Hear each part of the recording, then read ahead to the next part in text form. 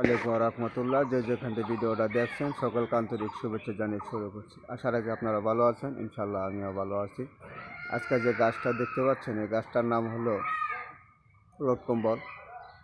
উলট কম্বল যৌন দুর্বলতার জন্য যেমন কাজ করে, মেহর জন্য কাজ করে, শক্ত তারলের জন্য কাজ করে, প্রস্রাব জ্বালা পোড়ার কাজ করে। যে রমজান মাসে যেমন আমাদের সন্ধ্যাবেলা শরবতের প্রয়োজন হয়, সেই হিসাবে যদি এটা আপনারা শরবত করে তৈরি করে খেতে পারেন, তাহলে আপনাদের প্রস্রাবের জ্বালা পোড়া দূর হবে, প্রস্রাবের লাল রং বন্ধ হবে।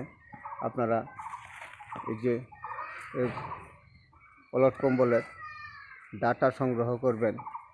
এই ডাটা সংগ্রহ করে টুকরা টুকরা করে কেটে আপনারা পানির ভিতরে ভিজিয়ে রাখবেন। সকালে সন্ধ্যাবেলা এই 1 গ্লাস পানিটা দেখবেন একবারে হয়ে গেছে, ঘন হয়ে গেছে।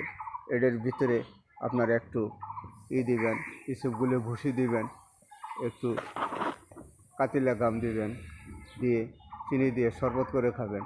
তাহলে প্রস্রাবের জ্বালা পোড়া, প্রস্রাব লাল হওয়া, প্রস্রাব ক্লিয়ার না হওয়া, অতিরিক্ত তৃষ্ণা, শরীর দুর্বল, এরপর আপনাদের সূক্ষ্ম তারল্য, এগুলা সুন্দর কাজ করবে। উলট কম্বল আপনারা সুন্দর করে দেখেন, এটা সংগ্রহ করে নেবেন। উলট কম্বল সবখানেই পাওয়া যায়।